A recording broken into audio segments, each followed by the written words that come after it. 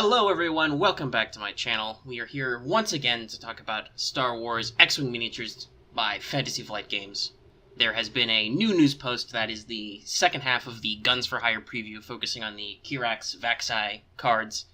This episode will kind of be a little shorter probably because the preview didn't really have much to cover. We already knew most of the cards related to the Kihraxz angle, and in fact, if you look in the spread, you can see clearly. I don't think there's any more cards that can be spoiled. Most of them were already covered. The two Kihraxz generic pilots are not new. That's the Cartel Ace and the Black Sun, or the Cartel Marauder and the Black Sun Ace, which are being reprinted. And they already covered what the title card and what one of the pilots does in a different article. So let's go over that really quick while we're here. So, as a reminder, the Vaksai title, which is being released, and there are 2 copies of this pack, is Kihraxz Fighter Only. Title: the squad point cost of each of your equipped upgrades is reduced by 1 to a minimum of 0. You may equip up to 3 different modification upgrades, 0 points. Now, there's been a lot of talk about what that means. There's some concern about power creep or possibly broken combinations. I'm kind of neutral on the whole thing. I think it's good. It's what the Kihraxz really needs because it needs a lot of that flexibility because, 1, it's supposed to be a flexible ship, and 2, it was definitely not a flexible ship, so now it can be. Yeah, that's that. So, the article even talks about how flexible the title makes it. They do a lot of brainstorming in it about the different things you can do, some of which are just FFG's usual, this sounds cool, maybe, and some of them might actually be worth something. That's what the meat of the article was taken up by, so obviously we're not going to go into that. You can go to the forums and go back however many days, weeks, months it was that Vaksai was actually announced, and that's that. And they also already talked about the PS7 pilot, Victor Hell. After defending, if you did not roll exactly 2 defense dice, the attacker receives 1 stress token. He's got an interesting ability. He'll probably go well with Vaksai. He's got, an EPT, PS7. It could work. But anyway, let's get into the other pilots. And by pilots, I mean just one pilot. Captain Jostero. He is a unique PS4, has an EPT, 24 points. Note that costs only 1 less than Victor Hell. At least I'm pretty sure that's only 1 less. Let me double check the spread really quick. Yeah, no, that's 25 points. So yeah, he seems a little expensive then for PS4, but he has an EPT. Captain Jostero, I think, is an RPG character. He's supposed to be from Sons of Fortune. I don't really remember what he does. In that, his pilot ability is once per round. After an enemy ship that is not defending against an attack suffers damage or critical damage, you may perform an attack against that ship. So he's got one of those abilities that are kind of Dengar or Quick Draw-esque. He gets another attack, but only under certain circumstances. The article even calls this out. You can do it by tractor beaming people onto obstacles, or bombs, obviously. Thinking about it, I'm not 100% sold on this ability. I'm okay with bombs as a thing. I think that bombs were a really low-value thing early that have become very relevant. But at the same time, I'm not sure bombs really need any help. I guess Scum did just get their real bomber archetype, so that's a thing, but at the same time, it does seem a little bit like stacking more on an archetype, which is already very healthy right now. But obviously that's, kind of the problem with the spacing out of these things. And Wave 11 did only just come out, so it kind of synergizes, we'll see. Other than that, I think it's interesting, because he's only PS4, and because it requires a very specific trigger, he's not as useful as somebody like Dengar, or maybe even Quick Draw. You can push him up to PS6 with the Veteran Instincts. He can be used for activation shots, because you can do tractor beaming as an action with Space Tug Tractor Array. As I mentioned this in the article, maybe that'll make quad jumpers pick up. The quad jumper was kind of a truly little build that everybody was super scared of when it came out, because, oh my god, it can tractor beam in the activation phase, or it can drop bombs, it can reverse, and some other stuff. I don't think it really took off because they're kind of fragile. They're supposed to be utility tugs, literally and figuratively, and I don't think they took off. Maybe people can try and do something with Captain Jostero. I'm kind of indifferent otherwise. The ability's neat. The camo pattern on his artwork is pretty cool. And that it's okay. By the way, this is something I'd like to point out. This is unrelated directly to the card itself, but there are some people who are like, oh my god, there's a Republic Police gunship in the art for Victor Hell. Does that mean that's coming next? I mean, we saw some of those in some other art. Nah, I don't think that means anything. First of all, I'm pretty sure that there's some E-Wing art that's being chased by, TIE Hunters, and there's still no TIE Hunter in this game. And also, in the background of Captain Jostero, which is the point, there's a TIL 1200 freighter, which has appeared in some novels and in some RPG books. Probably where it comes from in this case is because it was in Lords of Nalhutta. And I personally think they're just reusing art designs they have for things. I don't think it means anything because it's a very niche ship that there's no reason why it would appear. I think it's just, art stuff. And there might actually be some more ship designs that are a little too far away for me to recognize in the background.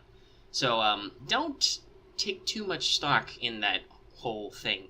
After all, the police gunship is supposed to be, as far as I know, a repulsor craft. So I don't think that'll fly through LFL's licensing, as it were. But now let's talk about what people are really talking about from this preview article, and probably one of the better things out of this box, besides just cards that make Star Vipers and Kihraxz actually usable. So, Harpoon Missiles. New missile type, 4 points, has 4 attack dice, range 2 to 3, pretty standard stuff for a 4-point missile. Attack target lock. Discard this card to perform this attack. That means you do not spend the target lock, nor do you spend the focus token if you use Deadeye. If this attack hits, after the attack resolves, assign the Harpooned condition to the defender. And you have to say it like that because there's an exclamation point. Harpooned! So, we're not even going to get into Harpooned yet. I will actually break my usual ethos and put the condition card text up there because there's several things to talk about. But let's just look at this as a missile, as a 4-point missile compared to, say, something like concussion missiles. Concussion missiles requires you to spend the target lock, but it's the same range, the same dice, the same point cost. But concussion missiles gives you a free switch from a blank to a hit. I think mathematically being able to spend the target lock for rerolls is better, but there is something to be said for simplicity. A concussion missile is just a concussion missile. So I think it's a very reasonably priced missile for what it does in its basics, and it'll be used on things. But let's go ahead and go to the Harpooned condition. So, Harpooned. Sorry, gotta put some emphasis on it. It has several conditions, or aspects to its condition. Also, it is important to note that Harpooned is not a unique condition card. I think it's the first one of those. That might actually cause some complications later, but we'll probably get an FAQ. Exactly how that works, I don't know. Can you be harpooned, and can you also be harpooned, as it were? But that's a discussion for later. So, Harpooned. When you are hit by an attack, if there is at least one uncancelled critical result, each other ship at range 1 suffers 1 damage. Then, discard this card and receive 1 face-down damage card. When you are destroyed, each ship at range 1 suffers 1 damage. And then, action, discard this card. Then roll 1 die. On a hit or crit result, suffer 1 damage. So, there's 3 things there. Also, very important to note, lots of people were like, oh, we can only see the top half of this card. I bet there's some kind of double-sided condition or some other, balancing factor there. Nope. No, it's just all bad. You really don't want to be harpooned. And since it's just, if you hit and the attack resolves, you can harpoon, there's something to be said there. So, number 1, it puts an AoE effect on you. If you get hit by an uncancelled crit after Harpooned is tagged, you take a face-down damage card, which means even if you have shields left, you take it. And everybody else at range 1 takes 1 damage. Now, note that's not enemy or friendly, that's just everybody at range 1. So if you're in a furball, that can cause a complication.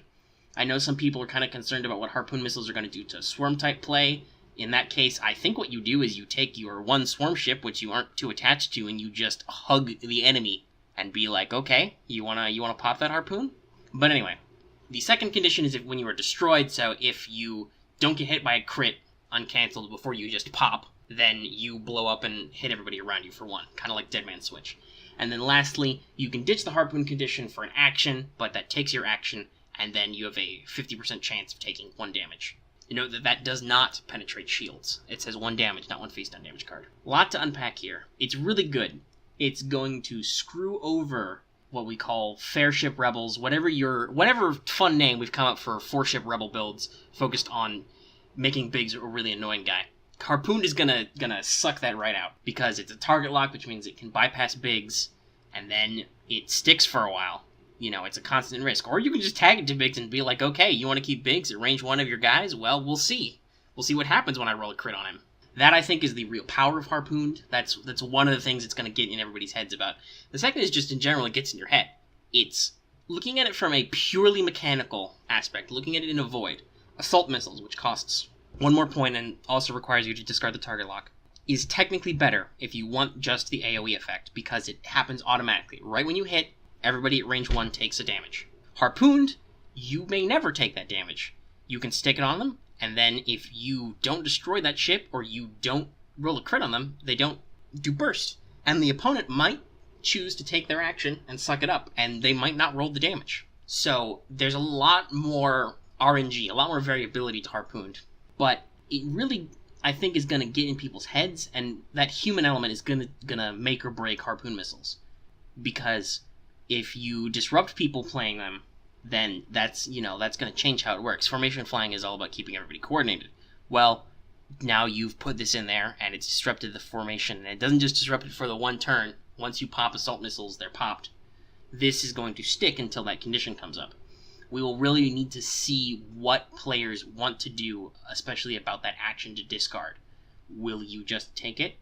And then in that case, will it be all about building harpoon carriers to immediately deal crits? Because there's something to think about this. Obviously, the best way to do mass harpooning would be to be on cheap missile carriers, but that means you need a crit dealer in there somewhere, so where does that guy come in?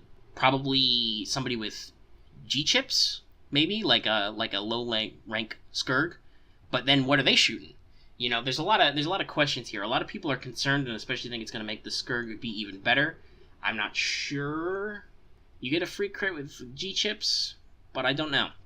I think there is a lot of human element here, and a lot of how actually you want to make this work to actually make it do its work, which makes this a very interesting but complex card.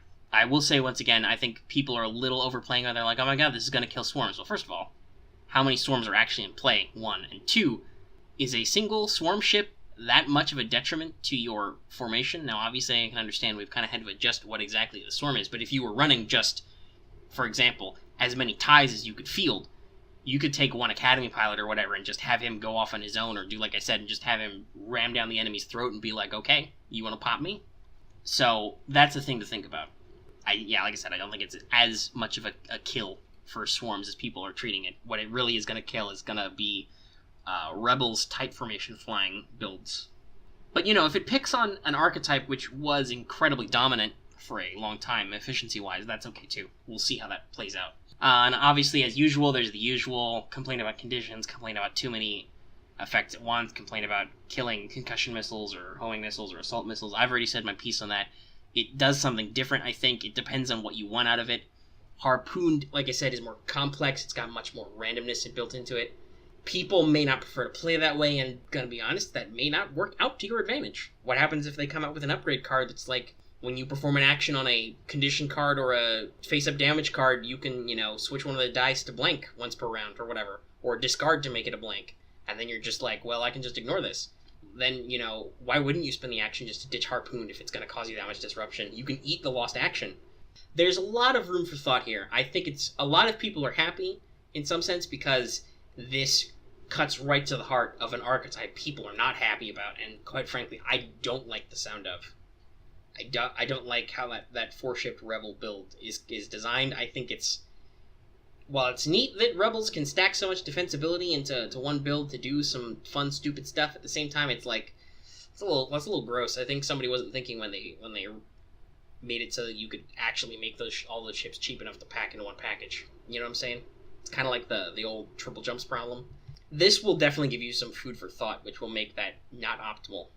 It's a lot like problems that Fleek can cause. So I think that's a lot of stuff to do with that pack, causing trouble. Anyway, I've ranted about Harpooned long enough, so let's wrap that up. Anyway, so that's the entirety of Guns for Hire. In fact, I think it is literally the entirety of the pack has been revealed, spoiled, whatever. There's some implications in the article that it will be available for early release stuff at Gen Con. Let's hope so. We were, all excited / doubtful that Wave 11 would be available for early release at Gen Con, and then it's already out now.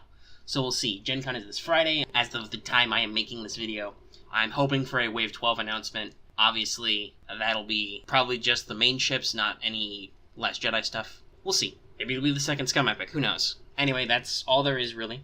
So if you like this video, please give it a like.